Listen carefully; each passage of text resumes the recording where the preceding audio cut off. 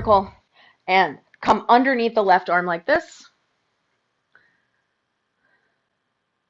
And then come back to vertical. And then come underneath the left arm back to horizontal. And then come back to vertical. And then come back down to horizontal. It actually looks like you have more control of this one. And bring it back to vertical. And one more time, come down to horizontal.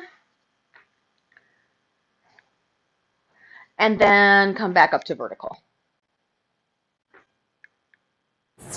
Only for the right arm, when it comes down to horizontal, you're going to come on top of the right arm. And then come back to vertical.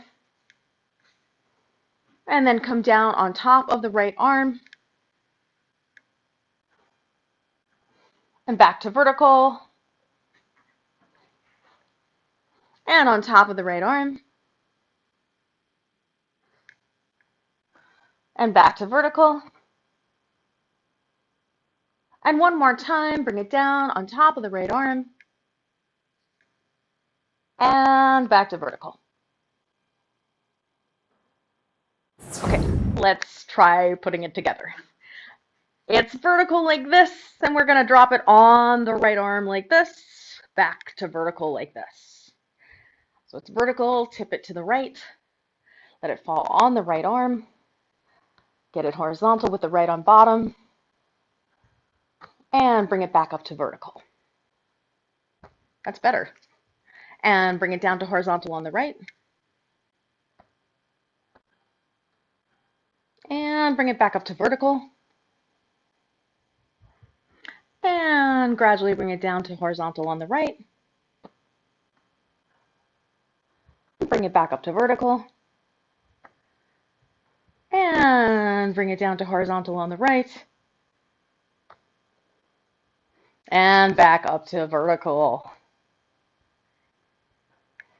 So now starting in underhand, pushing away from you at the bottom to start it. So yeah, so it's underhand with the left hand, yes. And then what we're going to do is let it fall on top of the left arm. So it'll be horizontal with the left on bottom. And then bring it back up to vertical.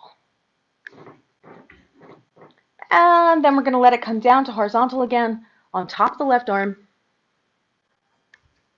And then bring it up to vertical. And bring it back down to horizontal, let it fall down on top of the left arm. And bring it back up to vertical. And then one more time from vertical, bring it down to horizontal on top of the left arm.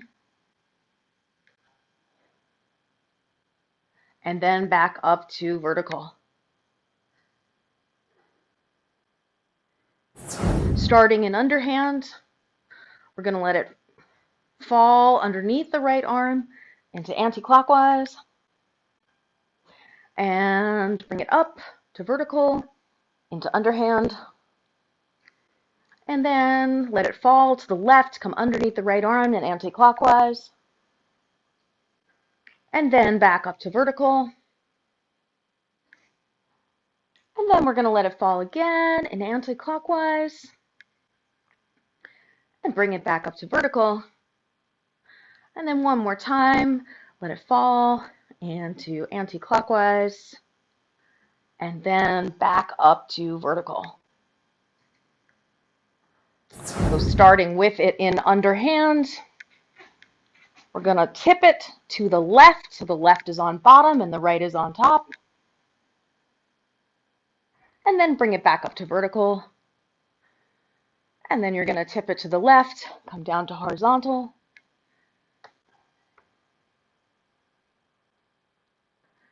And then come back up to vertical. And tip it again. Down to horizontal, left is on bottom, right is on top. And back up to vertical. And then one more time, we'll tip it to the left, come down to horizontal. And then back up to vertical. Was right on bottom, left on top. And we went from this into the counterclockwise corkscrew. All right, so we had the right on bottom, left on top, and we went into the counterclockwise corkscrew. So you let your right arm drop below and then come up above both of them. Yeah, nice. And then from here, let your left arm drop below, then your right arm drop in between, then bring your left in between so that your left is on bottom and your right is on top.